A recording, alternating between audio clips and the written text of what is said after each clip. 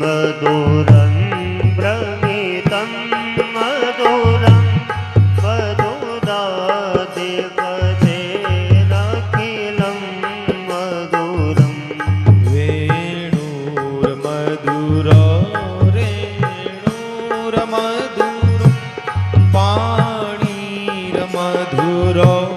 पादो मधुरो नृत्यं मधुरं सख्यं मधुरं मधुराधिपतेरखिलं मधुरम् गीतं मधुरं पीतं मधुरं मुक्तं मधुरं सुप्तं मधुरम् रूपं गाइए सब मधुरं तिलकं मधुरं मधुराधिपतेरखिलं मधुरम् गीतं मधुरं कर्णं मधुरं तरणं मधुरं हरणं मधुरं रमणं मधुरम् वमितं मधुरं समितं मधुरं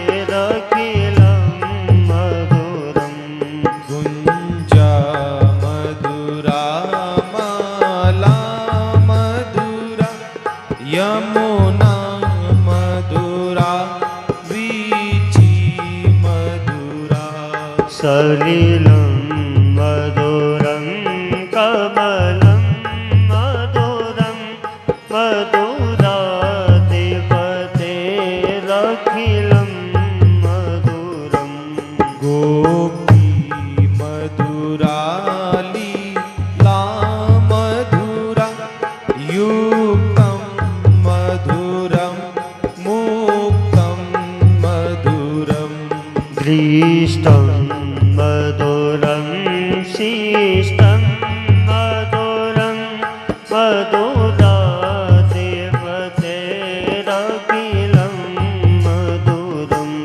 गोपी मधुरा गाओ मधुरा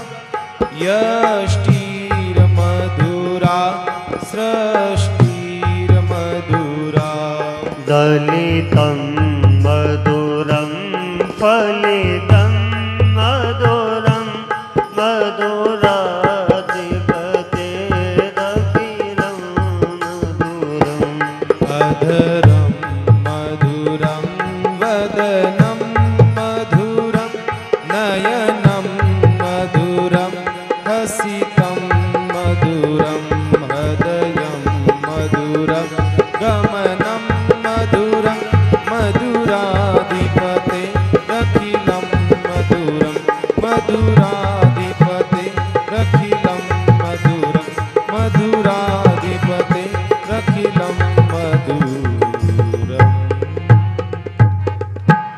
बोली कृष्ण कन्हैया लाल की जय, हनुमान जी महाराज की जय, अपने अपने माता पिता गुरुदेव की जय।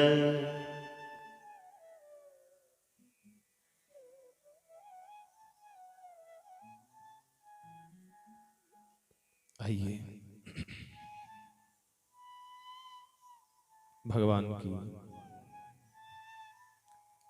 अनंत कृपा के फलस्वरूप एक बार पुनः भगवत कथा, हरि कथा, हरि चर्चा करने का सौभाग्य प्राप्त हुआ है।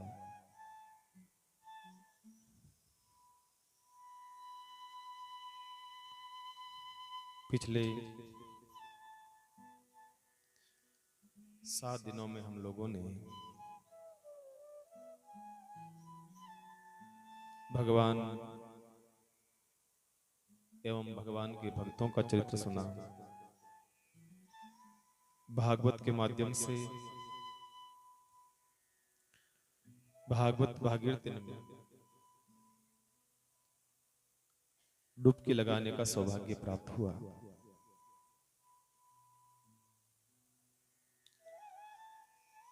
कई प्रकार के भगवान के प्रसंगों को हमने सुना और खूब आनंद लूटा हम लोगों ने। भागवत जी की जो कथा है वो व्यक्ति को मुक्त करवाती है, मरना सिखाती है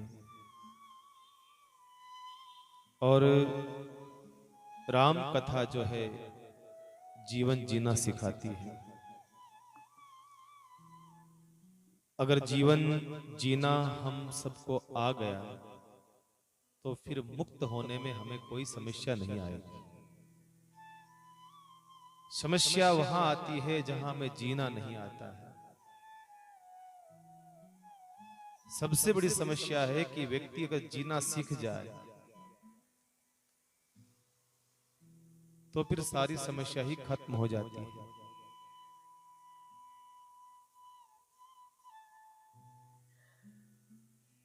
व्यक्ति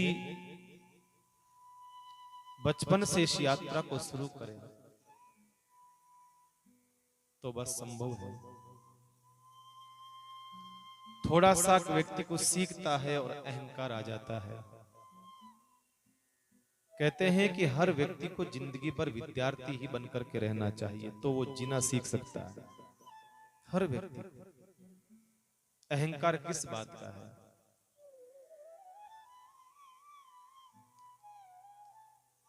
आदमी ने करा ही क्या है जो आदमी को अहंकार आए? भाई एक बार बताओ मुझे, व्यक्ति क्या करता है?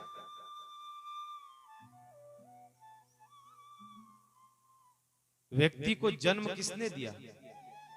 किसी और ने दिया। स्वयं थोड़ी जन्मता है। व्यक्ति को जन्म किसी और ने दिया, बराबर।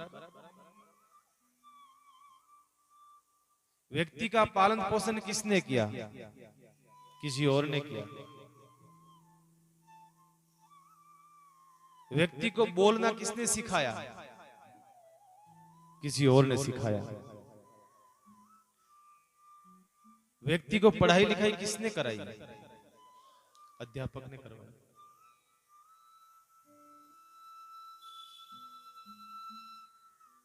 जब व्यक्ति बीमार पड़ जाता है तो दवाई कौन देता है? कोई और देता है। कभी कोई व्यक्ति बीमार भी पड़ जाए, डॉक्टर के पास कौन ले जाता है? कल हमें कौन लेके गया?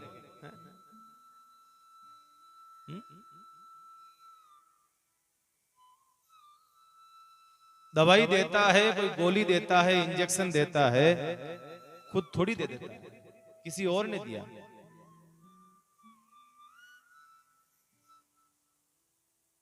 व्यक्ति मर जाता है तो कौन ले जाता है? कोई और ले जाता है। लकड़ियां लगाता है, वहां चिता जमाता है तो कौन जमाता? कोई और जमाता है। अंत में जब आग लगानी होती है तो कौन लगाता? कोई और लगाता है। तो जिंदगी में सब काम किसी और को ही करना है तो फिर हमें अहंकार किस बात का? भाई कहने का मतलब ये है, जीवन में सब कुछ कोई और ही करने वाला है तो हमें अहंकार किस बात का है? अहंकार तो हमें करना ही नहीं चाहिए किसी चीज। वो और जो है वो परमात्मा है। वो सबके घट के भीतर बैठा है और सब करवाता रहता है। सब परमात्मा करवाता रहता है, सब ठाकुर जी करवाते हैं। इसलिए ध्यान रखना बंधु, जिसको जीना आ गया है ना, उसकी मृत्यु फिर सोचने का विषय नहीं है। उसको मरना भी आ गया। इसलिए मैं कहता हूं, अक्सर कहता हूं, ये बचपन से शुरुआत करनी होगी। हमें जीने की जो शुरुआत है हमें बचपन से करनी होगी। जिसको जीना आ गया, जिसका बचपन सुधर गया, उसकी जवानी सुधर जाती है। जिसकी जवानी सुधर गई उसका बुढ़ापा सुधर जाता है, और जिसका बुढ़ापा सुधर गया उसकी मृत्यु सुधर जाती है, और जिसकी मृत्यु सुधर जाती है उसका अगला जन्म भी सुधर जाता है, अगला जीवन भी सुधर जाता है। तो हमें यात्रा जो है बचपन से करनी। तो ये रामायण जो है हमें क्या सिखाती है? जीना सिखाती है। सबसे बड़ी कला है जीना। अगर अच्छे से जीना हो गया शुरू तो फिर कोई समस्या नहीं किसी प्रकार से। बाकी आप जानते हो भैया, सब ग्रस्त लोग हैं, संसार में रहना कितना मुश्किल है आप सब जानते हो। लोग क्या कहेंगे क्या नहीं कहेंगे, पूरी जिंदगी तो इसमें बीत जाती है, पूरा जीवन इसमें बीत जाता है कि लोग क्या कहेंगे, बस ये समस्या है। आदमी जब समझने लगता है, व्यक्ति जब समझदार होता है तो सोचने लगता है कि लोग क्या कहेंगे, लोग क्या कहेंगे, लोग क्या कहेंगे। ऐसे करते करते पूरा जीवन बीत जाता है, पूरा जीवन। इसलिए हमें जीने की आवश्यकता है।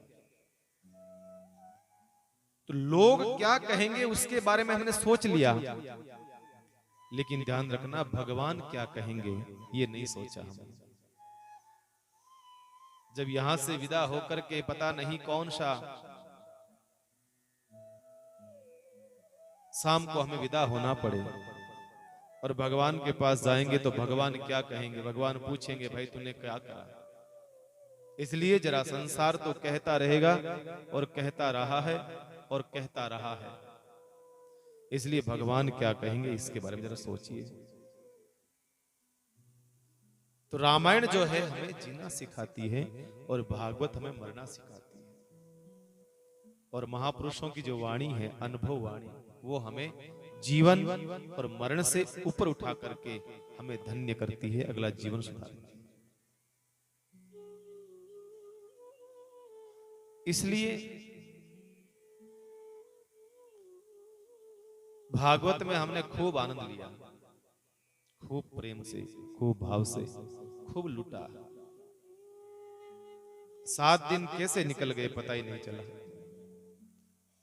आपको चला क्या? कितने घंटे घंटे बैठे रहना है? पता चला, लेकिन मेरे को तो कल पता चला। मेरे को तो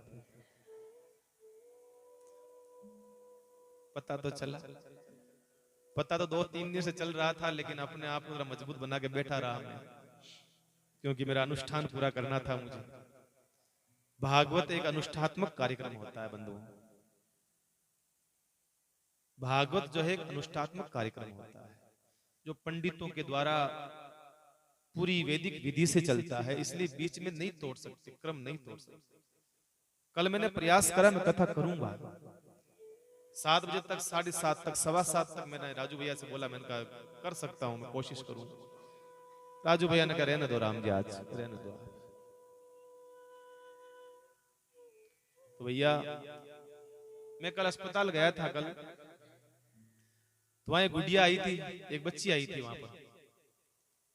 उसने कहा राम जी भी बीमार पड़ते हैं क्या?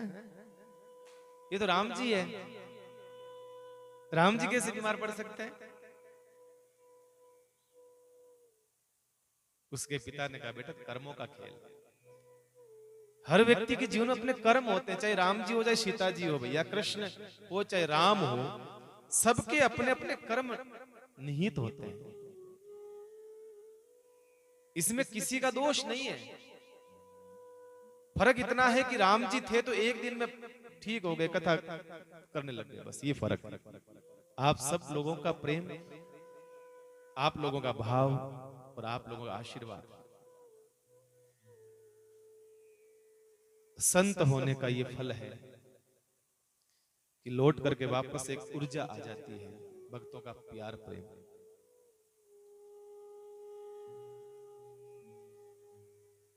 बाकी अक्सर ऐसा होता नहीं है।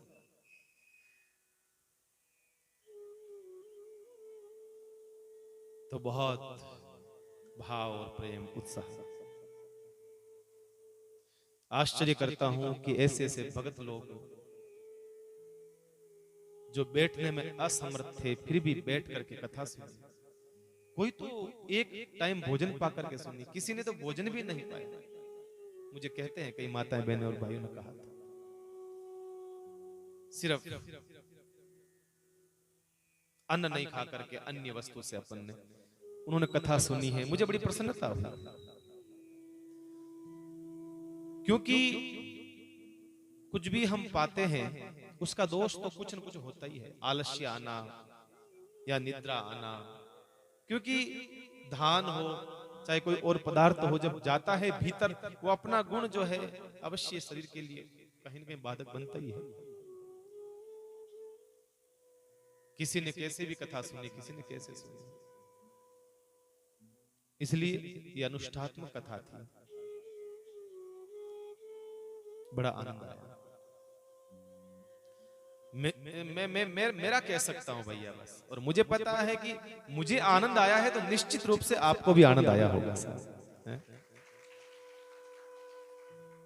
बाबा तुलसी ने जब रामचरितमानस की रचना करी तो उनसे किसी ने पूछा कि आप कथा क्यों लिख रहे हो, आपको कहां आवश्यकता है कथा लिखने की? कथा तो बहुत सारी है, रामायण भी है, वाल्मीकि ने कथा कम थोड़ी लिखी महाराज, और आप लिख रहे हो, किस लिए लिख रहे हो? उन्होंने एक ही बात कही, स्वांतः सुखाय, मैं अपने सुख के लिए लिख रहा हूं। इसका मतलब मुझे सुख मिलेगा तो ये निश्चित है कि सामने वाले को भी सुख मिल ही जाएगा, मुझे सुख मिलेगा। इसी प्रकार से मैं कथा गा करके, कथा कह करके प्रसन्न हुआ तो ये निश्चित है सुनने वाले भी प्रसन्न हुए होंगे। और इतने श्रोता एकदम साइलेंट मोड पर। हमारी दिक्कत क्या होती है कि साइलेंट श्रोता नहीं मिलते। रेल मगरा में ये अच्छी बात लगी कि एकदम साइलेंट, बिल्कुल चुपचाप, नहीं तो बार बार कहना पड़ता है। बहुत परेशानी आती है हम लोगों के सामने। बस इस प्रकार से कथा सुनी आपने। वो समुद्र था, भागवत समुद्र है, क्योंकि उसमें कई कथाओं का समावेश होता है, उसमें कई भक्तों का, भगवान का चरित्र उसके भीतर आता है, इसलिए वो समुद्र है। अब हम जो है ये ज्ञान गंगा में प्रवाह लगाते हैं, इस ज्ञान गंगा में डुबकी लगाते हैं। वो रामायण कथा है, रामचरितमानस। रामचरितमानस जो है बड़ा प्यारा, भरत जी का प्रसंग हम लोग सुन रहे थे। और भरत कौन है? मैं कहता हूं भरत का विश्वास ही भरत चरित्र है। बस भरत जी का भगवान के चरणों से विश्वास ही भरत चरित्र का स्वरूप है, वही भरत चरित्र है। जब भरत ने सबसे कहा भैया हम तो जाएंगे, चित्रकूट जाएंगे, तो किसी ने कहा जाके करोगे क्या? तुम्हारा नाम सुनकर के राम जी आगे चले जाएंगे, क्योंकि तुमने इतना भयंकर पाप करा है, आपका इतना बड़ा दोष है कि भगवान सुनकर के आगे निकल जाएंगे, आपका मुख भी नहीं देखेंगे। भरत कहते हैं कितना भी बड़ा मैं पापी क्यों नहीं हूं, कितना बड़ा मैंने पाप करा न करा कोई बात नहीं, पर एक भरोसा है, एक भरोसा है कि भगवान मेरे को अपनाएंगे। आपन जान त्यागी होनी मोई रघुबीर भरोसे, अपना जान करके मुझे त्याग नहीं कर सकते हैं, ऐसा मुझे विश्वास है। ये भरत का विश्वास, और ये विश्वास पर ही दुनिया कायम है। मैं अक्सर कहता हूं ये विश्वास पर ही दुनिया टिकी हुई है। विश्वास, भरोसा है। क्या हमारा विश्वास भगवान पर है? विश्वास तो है, पर किंतु परंतु वाला है। एक महात्मा जी भगवान का भजन करते थे, और बहुत भजन करते थे, रात दिन भजन करते थे। एक बार गांव के लोगों ने कहा महात्मा जी आपको भगवान पर भरोसा है? कहा बिल्कुल है। 100% है, बिल्कुल। अगर भरोसा है तो इस पहाड़ पर चढ़ो और नीचे कूदो। अगर मर गए तो समझेंगे भगवान पर विश्वास नहीं था आपको। बिल्कुल चढ़ते हैं। महात्मा चढ़े ऊपर पहाड़ पर। बात विश्वास की है, बात भरोसे की थी। महात्मा चढ़े, चढ़ करके भगवान से कहा, हे प्रभु, अगर तू है तो मेरी रक्षा करना, और कूद गए। महात्मा तो बच गए लेकिन फ्रैक्चर हो गए, हाथ पैर टूट गए। लोगों ने कहा, वाह महाराज, बस आपको भगवान पर भरोसा नहीं था, इसका हाथ पैर टूट गए, फ्रैक्चर हो गया आपका। भगवान से तब उन संत ने कहा, महात्मा जी ने कहा, भैया मैंने बोला 100% भगवान पर भरोसा है मुझे, पर गलती मेरी थी। क्या गलती थी? मैं ऊपर पहाड़ पर चढ़ा और कूदते समय मैंने भगवान से कहा, हे प्रभु, अगर तू है तो मेरी रक्षा करना। कहीं न कहीं मेरे भीतर ही त्रुटि थी।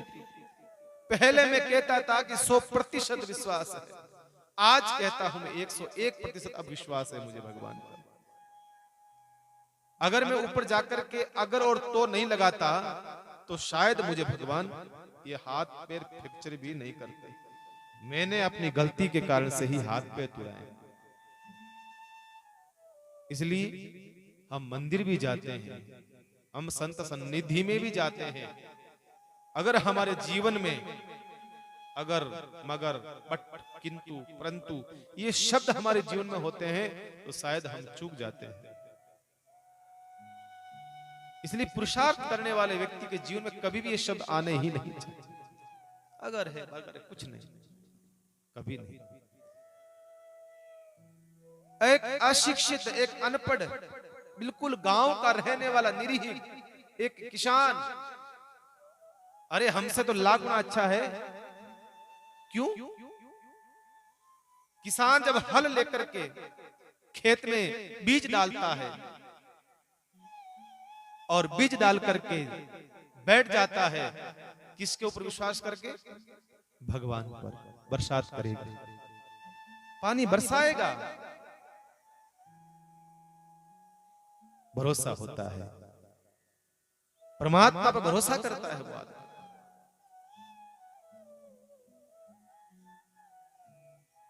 इसलिए ध्यान रखना, जीवन में भरोसा तो होना चाहिए। हमको कब होता है भरोसा? जब हमने अपना पूरा दिमाग लगा लिया, हम थक गए, तब कहते हैं, हे प्रभु, अब हमारे बस की बात नहीं है, तू संभाल। हम कब करते हैं भरोसा? जब हमने सारा जहान, सारी दुनिया, सब संसार के लोगों से हमने और अपने दिमाग को काम लेना सब कुछ कर लिया, अंत में डॉक्टर ने भी कह दिया अब हमारे बस की बात नहीं है, अब तो बस दुआ ही काम आएगी। अब दवा नहीं, अब दुआ ही काम आएगी। तब जाकर के व्यक्ति भगवान पर भरोसा करता है, तब जाकर के माथा फटकता है। इस संत कहते हैं, भैया विश्वास तो शुरुआत से रखो, विश्वास हो फलदायक है। विश्वास फल देने वाला है। और हकीकत देखा जाए तो धरती जो है टिकी हुई विश्वास पर ही है। बस एक दुकानदार सुबह सुबह दुकान पर जाता है, खुशी खुशी, प्रसन्नता से, हर्ष, उम्मीद के साथ। क्या उम्मीद? एक विश्वास के साथ, मेरी बोहनी होगी, अच्छी ग्राहकी होगी, अच्छा सब कुछ आनंद होगा, सब कुछ बढ़िया होगा। इस विश्वास के साथ वो दुकान पर जाता है। ये उसका विश्वास है उसका कि मेरे अच्छा होगा, ग्राहकी होगी। अब बताइए उसका विश्वास टिका हुआ है कि नहीं टिका हुआ भगवान पर? तो जाते से क्या करेगा? सबसे पहले जाकर के सबसे पहले जो है भगवान को प्रणाम करेगा, अगरबत्ती लगाएगा। मतलब विश्वास तो है कहीं न कहीं, पर वो विश्वास जो है ज्ञान के अज्ञानता के कारण से महाराज डगमगा जाता है, अज्ञानता के बस डगमगा जाता है। इसलिए विश्वास को जरा डिगने मत दीजिए। रोज सवेरा होता है, रोज उम्मीद जगती है, अब की बार मान लो दीपावली आ रही है तो ग्रह की अच्छी होगी, रक्षाबंधन आ रहा है तो एक विश्वास है कि अब की बार अच्छा होगा महाराज, ये विश्वास है मन में।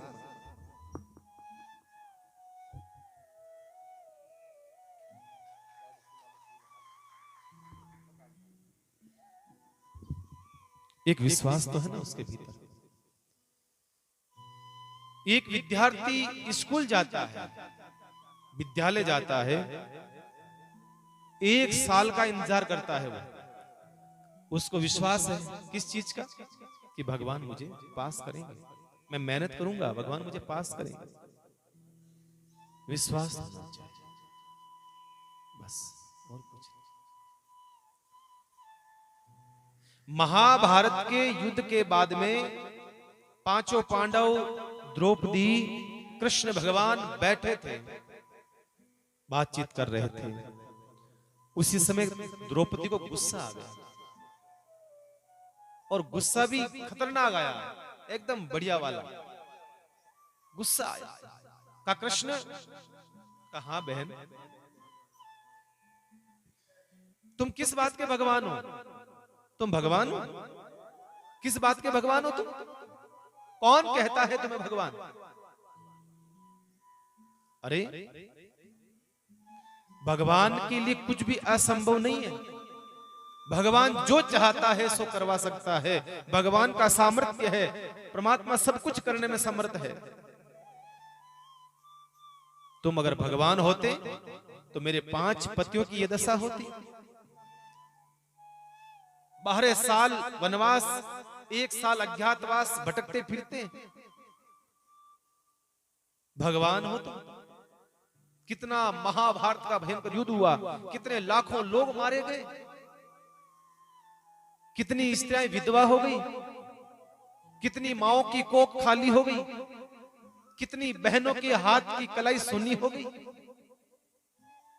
कितने पिताओं का सर से साया उठ गया। कौन से भगवान हो आप, मुझे विश्वास नहीं है। गुस्सा आया, देखो भाई गुस्सा तो कभी कभी अपनों पर आ ही जाता है, आ जाता है।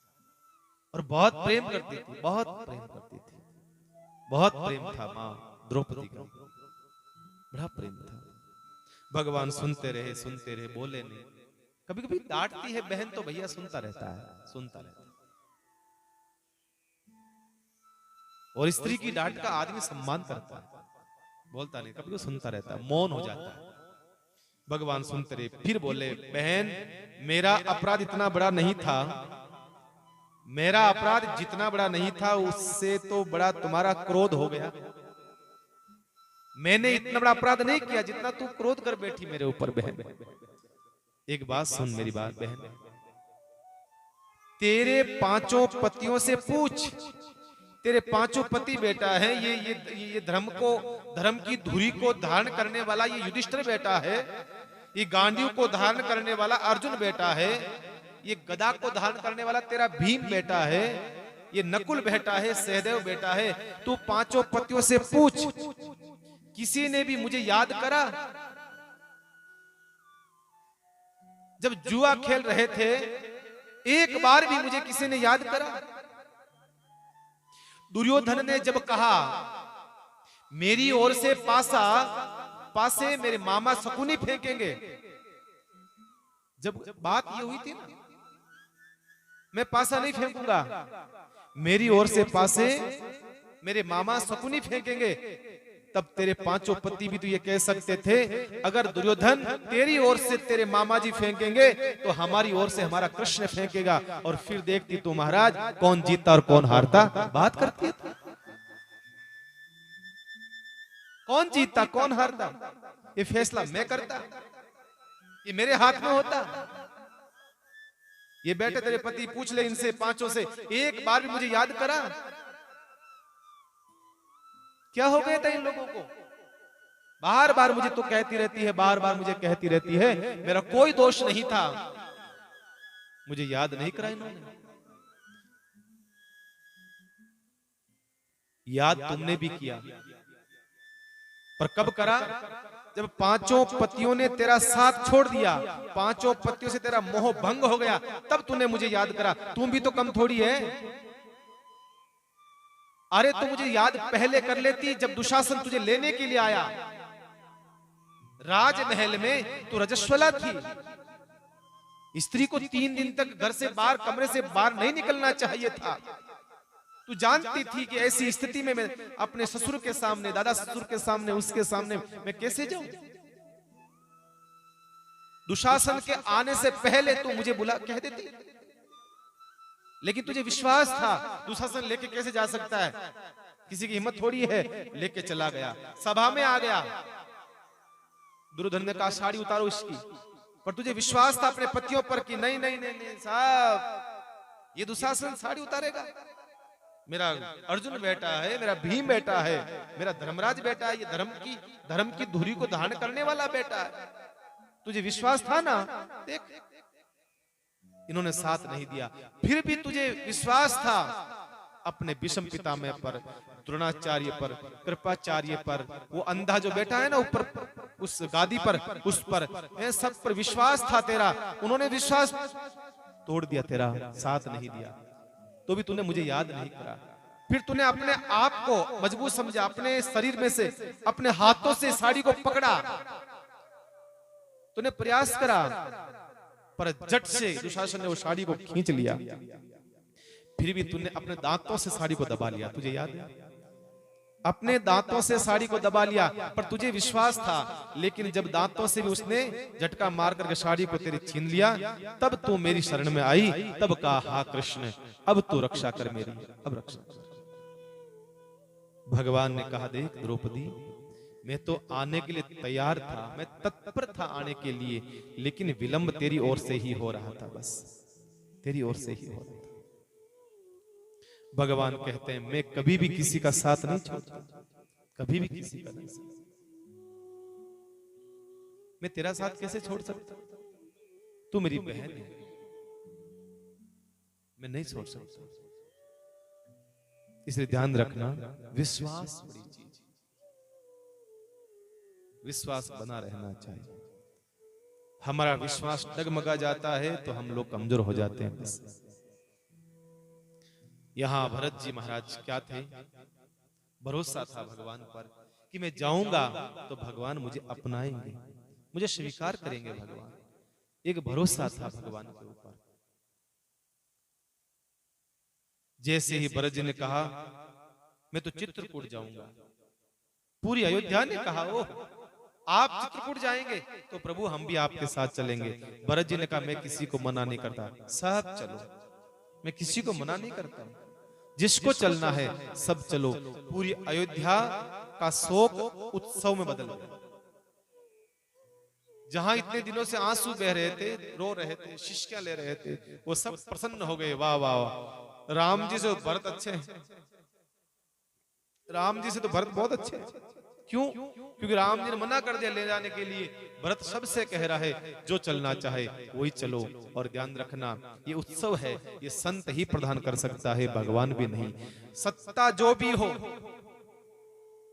शोक, अशांति, भय, लोभ और निराशा की ओर ले जाती है। यह बात किसकी हो रही थी? सत्ता की बात हो रही थी कि तुम राजा बन जाओ, तुम राजा बनो। तो जो सत्ता की ओर ले जाने वाली वस्तुएं हैं वो महाराज शोक, अशांति, भय और आदमी को निराशा ही प्रदान करवाती है। बस जिसको संसार की सत्ता चाहिए उसके मूल में क्या है? अशांति है। अभी देखना 25 तारीख को वोटिंग है, 25 नवंबर को, अगली 25 नवंबर को वोटिंग है। तो देखना जिसके पास पहले सरकार थी, टिकट मिल गया था जिसको, अब उसको टिकट नहीं मिला तो देखना महाराज वो निराश हो गया, निराश हो गया। मुझे टिकट नहीं मिला, मुझे टिकट नहीं मिला। और एक तो मैंने सुना था कि वो टंकी पे चढ़ गया, टंकी पे पानी की टंकी होती है, चढ़ गया कि मेरे को टिकट दो आप, मैं कूदूंगा यहां से। नीचे ही नहीं आ रहा वो भाई, मुझे टिकट चाहिए मुझे। 5 साल में तेरा पेट नहीं भरा, कितना कमाओगे, कितना खाओगे भाई? 5 साल में आपने इतना धन इकट्ठा कर लिया है बेईमानी का, इतना इकट्ठा कर लिया है, वो तुमसे खत्म नहीं होगा। पर सत्ता एक ऐसी चीज है, ध्यान रखना बंधुओं, पद है, प्रतिष्ठा है, सत्ता है, एक बार आदमी को मिल जाती है ना, फिर जिंदगी भर उस आदमी उसको छोड़ नहीं सकता, बिल्कुल नहीं छोड़ सकता। जिनके शमशानों में जाने की तैयारी हो रखी है, उस उम्र में भी व्यक्ति जो है आज भी सत्ता के टिकट में, लालच में वो लोग दौड़ रहे हैं। अब तो टिकट कटाने का टाइम आ गया, अब तो टिकट कटने का टाइम आ गया, फिर भी वो टिकट चाहते हैं सरकार से। भाई इतने स्वार्थी हो गए हो, किसी और को मौका नहीं दोगे क्या? किसी और को मौका मिलना चाहिए सेवा का। और ये सत्ता जब मिलती है, ध्यान रखना, भोग के लिए नहीं मिलती है किसी को, ये सत्ता जब भी मिलती है महाराज, ये सेवा के लिए मिलती है, ये सेवा के लिए, भोग के लिए नहीं। और आज सत्ता जो प्राप्त करता है साहब, उसका सिर्फ उद्देश्य एक ही होता है, जितना हो सकता है, मैं सबका नहीं कह सकता साहब, कोई होंगे ऐसे लोग भी, मैं सबका नहीं कहूंगा, लगभग लोगों का ऐसा भाव रहता है कि इन 5 सालों में जितना मैं कर सकता हूं, लूट सकता हूं, मैं लूट लूं जनता को, जितना लूट लूं, जितना लूट। इसलिए इस संसार की बनाई हुई सत्ता तो सत्ता है, पर सत्यनारायण की जो सत्ता है वो परम सत्ता है। इस बात का ध्यान रखना, हमें सत्ता चाहिए या परम सत्ता चाहिए, इस बात का हमें समझना चाहिए, जरा बैठ करके चिंतन करना चाहिए। ये सत्ता 5 साल के लिए मिलेगी, और जो देंगे संसार के लोग वापस छीनने की ताकत रखते हैं। ये सत्ता कितने साल के लिए होती है? 5 साल के लिए। और फिर क्या बना देती है आपको? भूत। और 10 साल बाद भूतपूर्व, वो भूत बन जाता है। 5 साल के बाद में भूतपूर्व, भूतपूर्व, भूत भूत भूत। पर आज तक किसी ने जो संत की सत्ता प्राप्त करी है, कभी सुना आपने भूतपूर्व रामचंद्र जी महाराज, भूतपूर्व रामकिशोर जी महाराज, कभी सुना आपने? नहीं सुना, हमने कभी नहीं सुना। क्योंकि ये परम सत्ता है, यहाँ पर बैठता है कोई ऐसा महापुरुष बैठता है, ये भगवान की परम सत्ता है, वहां पर भूत नहीं बढ़ता है। संसार जो सत्ता देता है हमसे छीन लेता है महाराज। संसार देता भी है तो बार बार एहसान करवाता है, फोन करता है रात्रि को, विधायक साहब मैं ताने बोर्ड दियो, वो काम करवाओ, ताने बोर्ड दियो, मैं अंठा को नहीं गई, ठाणलार किता दौड़िया, में रोटियां नहीं खाई, परेशान हुआ, दुख पाया, मैं ताने बोर्ड दिया, एहसान एहसान करियो। में कोई अपना एक वोट भी देता है तो साहब 5 साल तक वो उसका खून पी लेता है। पर परमात्मा ने हमें श्वासें दी है, भगवान ने हमें कितना कुछ दिया है, कभी शुल्क नहीं लेता है भगवान हमसे, बरसात करवाता है, कभी आपके घर पर पानी का बिल नहीं आया। रोज सुबह उठते ही सबसे पहले भगवान सूर्य भगवान भास्कर जो है आता है, हमारे दरवाजे खोलता है साफ प्रकाश के साथ में। कभी भगवान सूर्य नारायण ने हमसे कभी बिल आया कि साहब इतने यूनिट आपको हमने ये प्रकाश दिया है, जरा अब हमारा पेमेंट कर दीजिए, नहीं तो कल से आपको सूर्य भगवान का प्रकाश बंद हो जाएगा, कल से नहीं देंगे हम आपको। कभी आया बिल? बोलिए ना, तो बोलता रहो, बस कहीं नींद आवे था ना कहीं, हैं? कभी नहीं, कभी। और ध्यान रखना, भगवान जिस दिन हर वस्तु का बिल मांगने लगेगा साहब, हमारे बस की बात नहीं है। ऑक्सीजन की आवश्यकता पड़ी थी उस समय, बताओ लाखों रुपए में वो टंकी, वो क्या कहते हैं जो आती थी, सिलेंडर। अब भगवान हमें ऑक्सीजन रोज देता है भाई, देखो तो सही। मैं तो कभी भी सोचता हूँ बेटा बेटा, ये कभी भगवान का एहसान कैसे उतारेंगे भैया हम लोग, कैसे उतारेंगे? बहुत सोचता हूँ कैसे उतारेंगे इस परमात्मा का एहसान।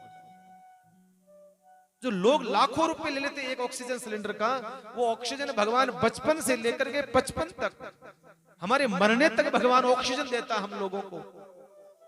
और उसके बदले यही तो कहता है लोग, भाई पेड़ लगाओ, पेड़ लगाओ, ये करो वो करो, हम वो भी नहीं कर सकते। इसलिए ध्यान रखना, भगवान ने जो दिया है ना वो संसार का कोई नहीं दे सकता है। भगवान ने, मैंने पहले भी कहा, परमात्मा ने हर इंसान को इतना धनवान बना करके भेजा है साहब, इतना धनवान बना करके भेजा है कि कोई गरीब नहीं है महाराज। कितना धनवान बना करके भेजा है। एक आदमी ने एक महात्मा से कहा, महाराज मैं बहुत गरीब हूं, बहुत गरीब, मैं इतना गरीब हूं कि मेरे पास कुछ नहीं है, कुछ भी नहीं है, भगवान ने कुछ नहीं दिया मुझे, भगवान वैसा है, भगवान वैसा है, भगवान ने कुछ नहीं दिया मुझे, मैं भगवान को दोष देता हूं बार बार। महात्मा जी ने कहा, बेटा एक बात बता, प्रभु ने तुझे बहुत कुछ देकर के भेजा है, इस धरा पर तू आया है ना, भगवान ने तेरे को बहुत कुछ देकर के भेजा है, तू गरीब कैसे हो सकता है? तू भगवान की संतान है, तू परमात्मा के बनाया हुआ, भगवान के हाथों से सर्जित किया हुआ, सृजन किया हुआ तू जीव है, तुझे भगवान इतना गरीब कैसे दे सकते हैं? भगवान ने तुझे बहुत कीमती बनाया है, बहुत कीमती बनाया है, पर तुझे तेरी कीमत का पता नहीं। जिस दिन तुझे तेरी कीमत का पता चलेगा उस दिन लगेगा वाह थैंक्स गॉड, तुझे लगेगा तू धन्यवाद देगा भगवान, परमात्मा का शुक्रिया करेगा तू। चल कोई बात, एक बात बता मुझे, ये तेरे अंग जो हैं, ये शरीर के अंग अगर तू मुझे देवे, ये तेरी किडनी है, ये तेरा दिल है, ये तेरा जो अंदर के सिस्टम्स है, तो मुझे दे दे, तू कितने में दे देगा तू? कि नहीं नहीं इसकी कोई कीमत थोड़ी है। तो फिर यही तो कह रहा हूं मैं, तू तेरी कीमत कितनी है तू खुद अपने आप से पूछ। एक किडनी तू बेच करके दे, कितनी कीमत में बिकेगा तू बता? तू इतना गरीब थोड़ी है, तू बहुत अमीर है। भगवान से ये मत कह तू मैं गरीब हूं, नहीं, भगवान ने तुझे अमीर बना करके भेजा है। अब तू गरीब अपने कर्मों से रहता है, कुछ करता नहीं है तो गरीब है भैया।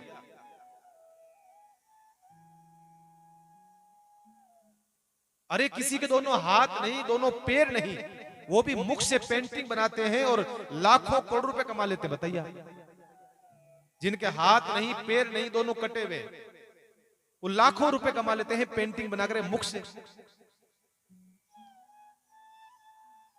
आपको भगवान ने अगर किसी चीज आपके कर्मों के आधार पर कुछ आपको नहीं प्रदान किया है, तो जरा अपने विवेक के साथ में, अपनी बुद्धि के साथ में आप बहुत कुछ कर सकते हो, बहुत कुछ कर सकते हो, ध्यान रखना इस बात का।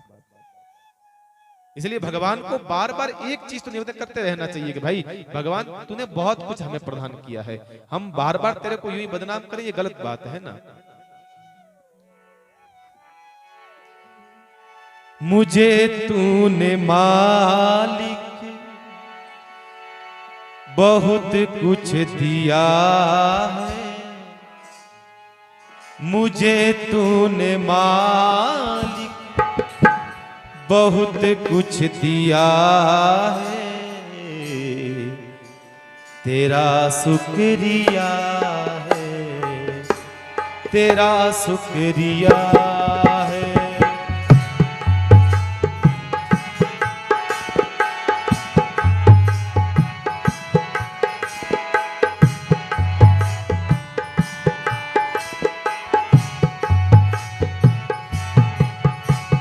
मुझे तुमने मालिक बहुत कुछ दिया है, मुझे तूने मालिक बहुत कुछ दिया है, तेरा शुक्रिया है, तेरा शुक्रिया है, तेरा शुक्रिया है, तेरा शुक्रिया है।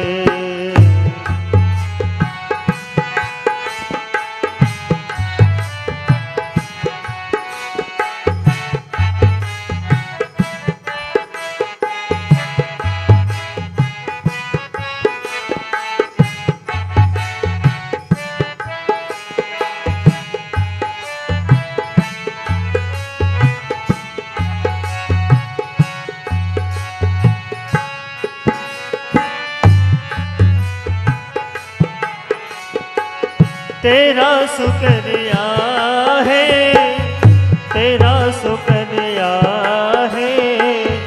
तेरा शुक्रिया है, तेरा शुक्रिया है, तेरा शुक्रिया है, तेरा शुक्रिया है।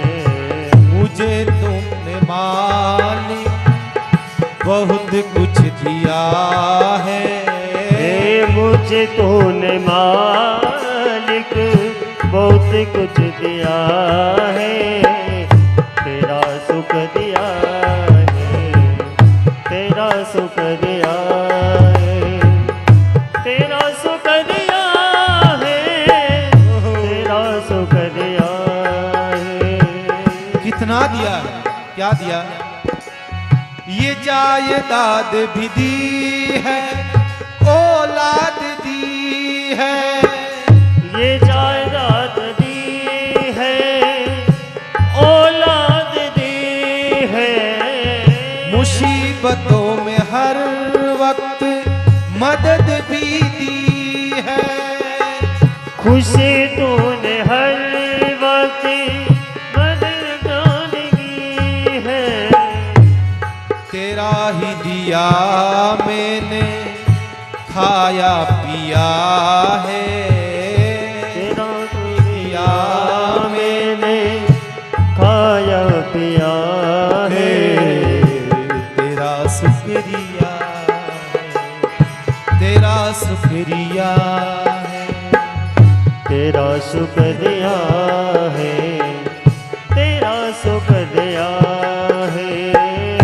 मुझे तूने मालिक बहुत कुछ दिया है, मुझे तो गाइए। मालिक बहुत कुछ दिया है, तेरा शुक्रिया, तेरा शुक्रिया है, तेरा शुक्रिया है, तेरा शुक्रिया है।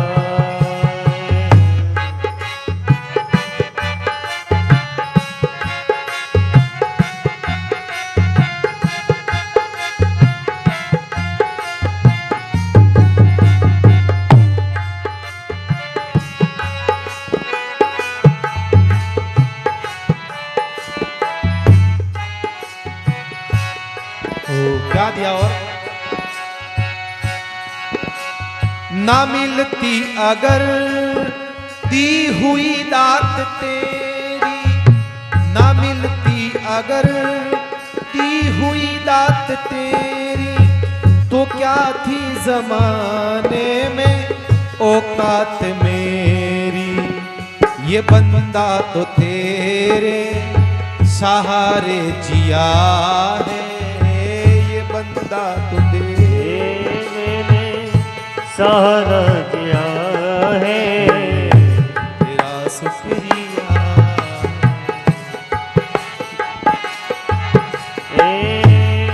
मालिक ने मुझे बहुत कुछ दिया है, मालिक मुझे बहुत कुछ दिया है, तेरा शुक्रिया है, तेरा शुक्रिया है, तेरा शुक्रिया है, तेरा शुक्रिया है।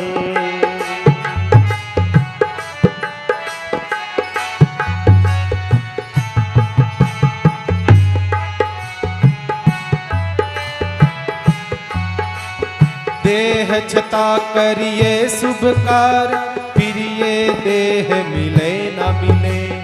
देह छता करिए शुभ कार्य, फिर ये देह मिले न मिले।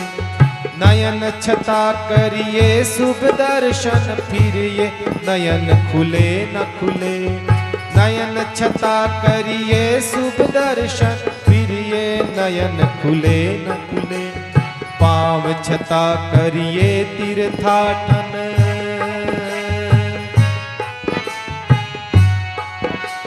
पाँव छता करिए तीर्थाटन, फिर ये पाँव चले न चले।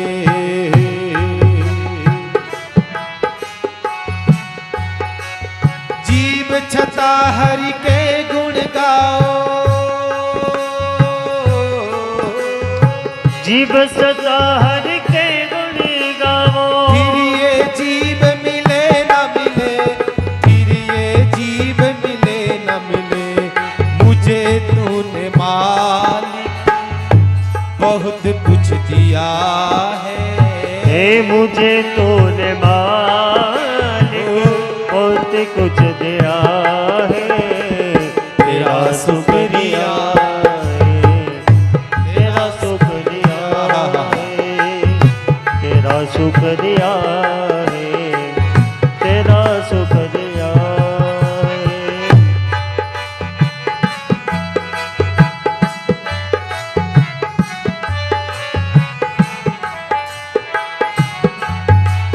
तेरा शुक्रिया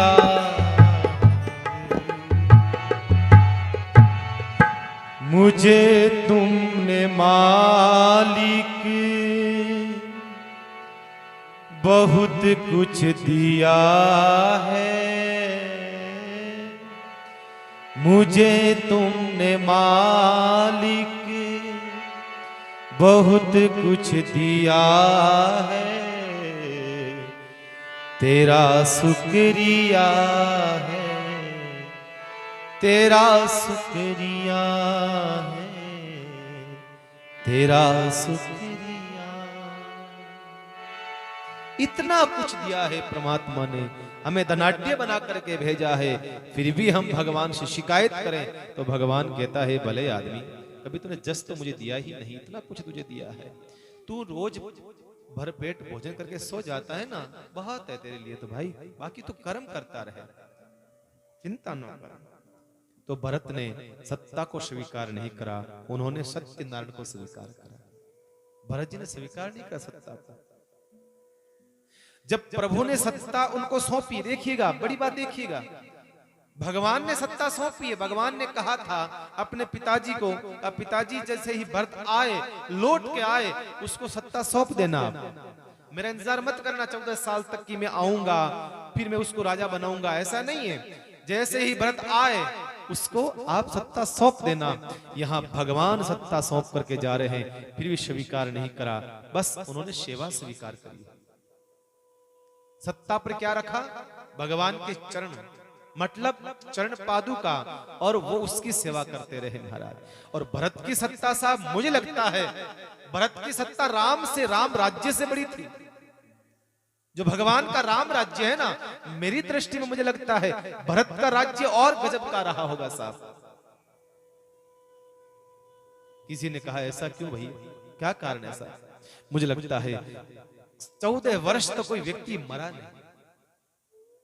जैसे राम वनवास गए थे ना, उसके बाद में कहते हैं 14 साल तक एक भी व्यक्ति की मृत्यु नहीं हुई। यमराज की ताकत नहीं कि वो आकर के किसी को ले जाए। भरत जी ने स्पष्ट कह दिया था, हे यमराज, भगवान राम ने जो मुझे सौंपा है, भगवान राम ने जितने लोग मुझे सौंपे हैं, एक भी कम पड़ गया तो देखना। चैलेंज कर दिया यमराज को भरत जी ने। ये भरत की सत्ता थी साहब, ये भरत की भक्ति का पावर था, भरत की भक्ति की ताकत थी ये सब। यमराज की ताकत नहीं कि वो अयोध्या में प्रवेश कर सके, भीतर नहीं घुस सका 14 वर्ष तक। बताइए, ये भरत की सत्ता थी। और बड़ी बात और देखिएगा, 14 वर्ष तक किसी का जन्म नहीं हुआ। 14 वर्ष तक कोई व्यक्ति नहीं मरा, उसके अलावा 14 वर्ष तक किसी का जन्म तक नहीं हुआ। इतना संयमी महाराज जीवन बन गया सब लोगों का, इतना संयमी। भरत का साम्राज्य का दर्शन करिएगा, 14 वर्ष तक कोई मरा नहीं और 14 वर्ष तक किसी का जन्म नहीं हुआ। जैसे ही ऐसी स्थिति सुनी, अब बताइए, एक परिवार में एक व्यक्ति संयमी होता है तो समझ में आता है, एक पूरा परिवार संयमी होता है तो समझ में आता है। लेकिन यहां तो पूरा का पूरा गांव संयमी, पूरा का पूरा नगर संयमी बन गया।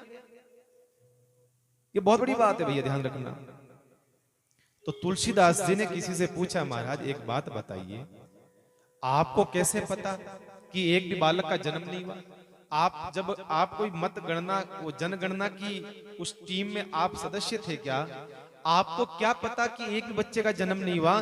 तो बाबा तुलसी कहते हैं मैं नहीं कह रहा हूं, ये भगवान राम ने कहा है।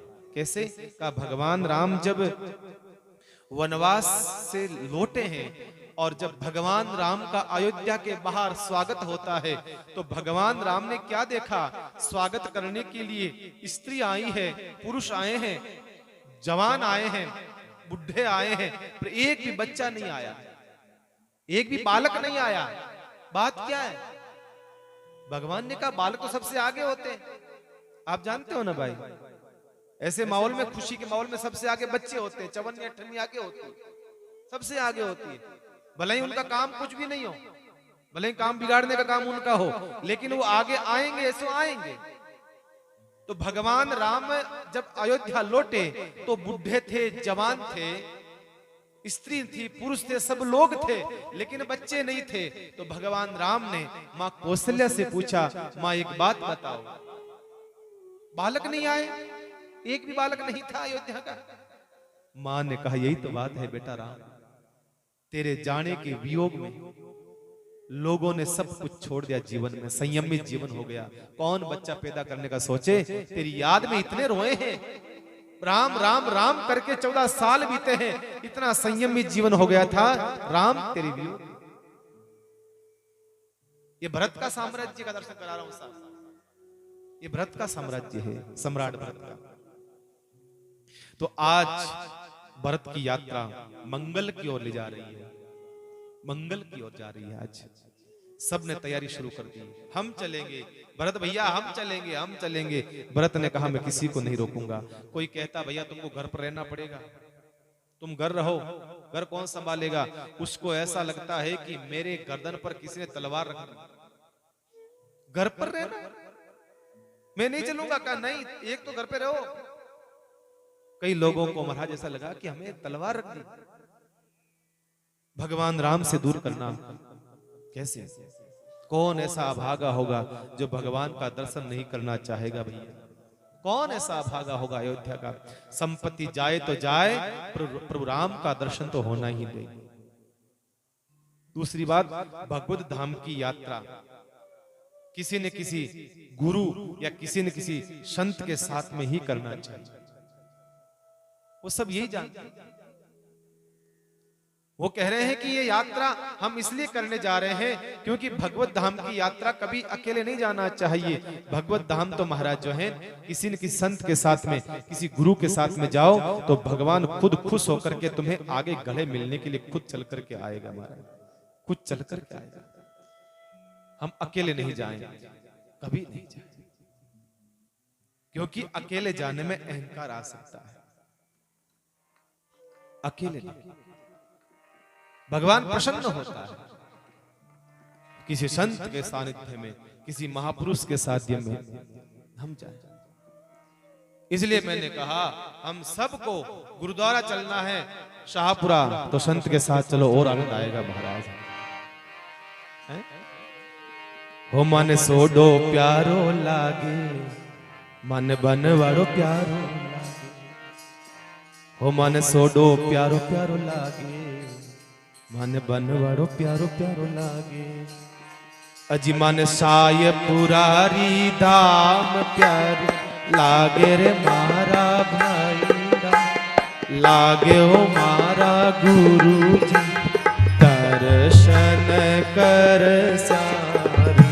हो माने साय पुरारी धाम प्यारो लागे हो मारा गुरु जी, लागे हो मारा गुरु जी दर्शन कर शादी। हो रामा दर्शन कर शादी, हे कर शादी रामा दर्शन कर शादी। ओ माने सापुरा रो दाम प्यारो लागे मारा मनवा, लागे मारा जीवना दर्शन कर शादी। हे कर साजी मनवा दर्शन कर साजी।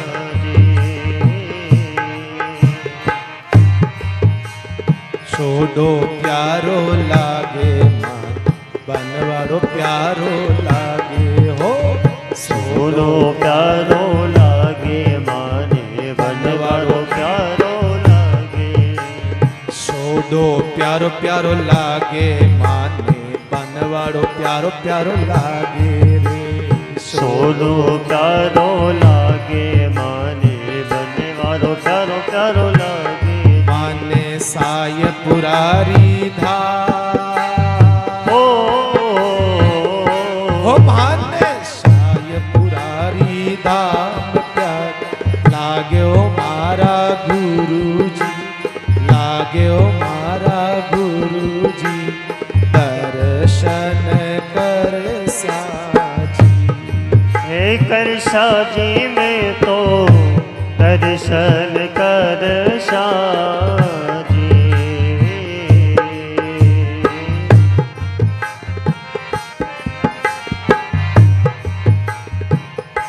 दर्शन कर श्याम।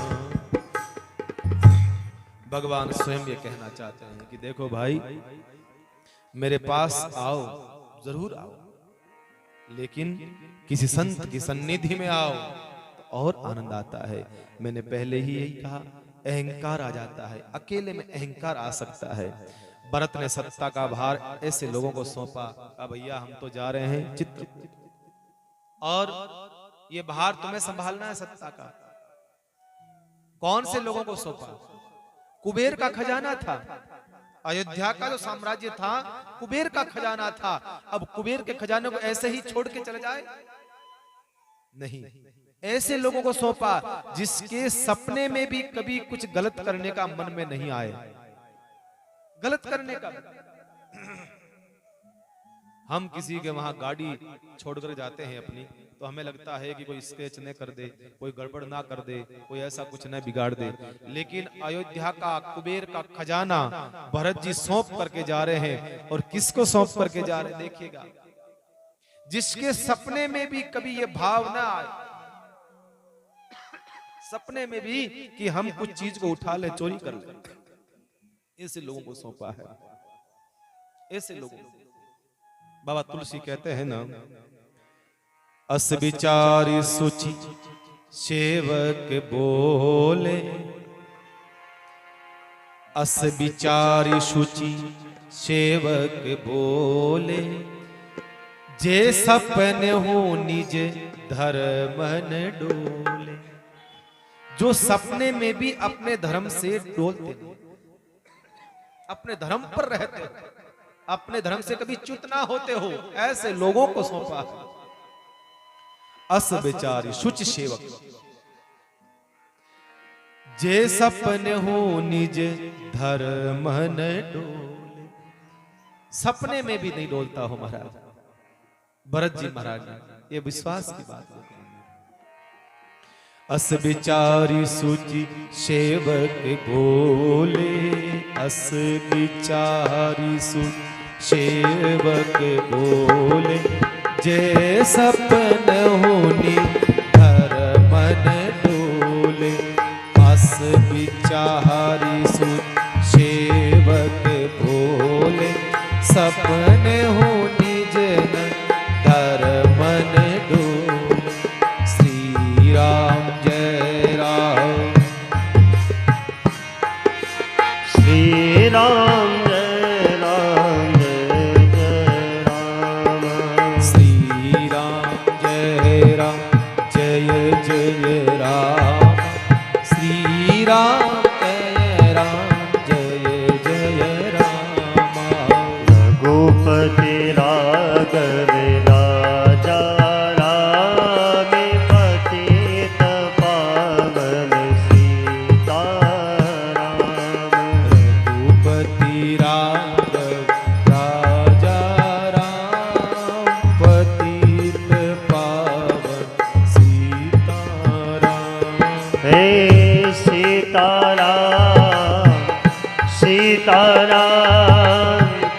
भज मन प्यारे सीताराम सीताराम सीताराम भज मन प्यारे सीताराम रघुपति राघव राजा राम पतित पावन सीताराम पतित पावन सीताराम।